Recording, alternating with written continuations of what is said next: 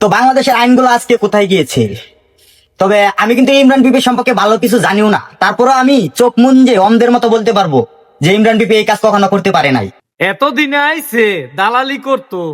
Imran BP বউ ব্যবসায়িক, সে এখন দর্শনের মামলায় জেলখানায় বন্দি। এখন আমার প্রশ্ন হইলো, তারে নিয়ে কত মানুষ কত রকমের কথা কইছে, আমার তাতে কিছু আসে যায় নাই। কিন্তু এক বউ ব্যবসায়িককে দইরা নিয়ে যাওয়ার কারণে আরেক বউ ব্যবসায়িকজন প্রতিবাদ করতে আইছে, এইটা আমার কাছে জানি কেমন মনে হইছে। কি ভাই, বিশ্বাস হইতাছে না? আরে ভাই, এটাই সত্যি।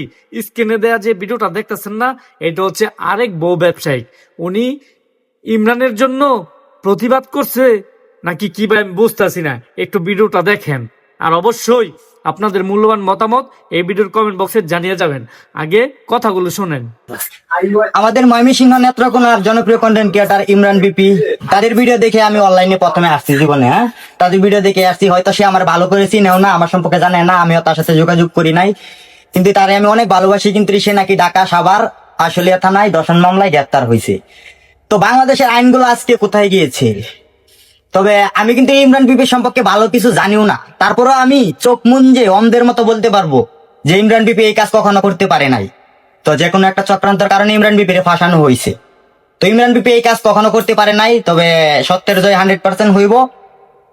তবে ইমরান বিপির আমি মন থেকে ভালোবাসি। তো ভালোবাসা তো আমি ভিডিও বানাই নাই, আমার জীবনে আর নিয়ে কোনো ভিডিও বানাই নাই। আজকে এই যে এই প্রথম ভিডিও বানাইলাম, কিন্তু এই ভিডিও দেখে আমার খুব কষ্ট লাগলো ইমরান ভাইয়ের জন্য। কারণ এটা আমি 100% শিওর ইমরান ভাই কখনো এই কাম করতে পারে না। এটা ভুল ধারণা, যে কোনো একটা চক্রান্তর কারণে ফাঁসানো হয়েছে, এটা ভুল ধারণা। তবে সত্যের জয় হবে ইনশাল্লাহ। ইমরান ভাইয়ের জন্য দোয়া রইলো। আর যে এই কাজটা করছো, আমি তোমাদেরকে বলি, মানুষকে মিথ্যা পেরেশানি ফাইলো না, বুঝছো? আজকে তুমি ওরা মিথ্যা এর মধ্যে ফালছো, দেখবে একদিন তুমি ওই মিথ্যা মামলায় পড়বা, ঠিক আছে?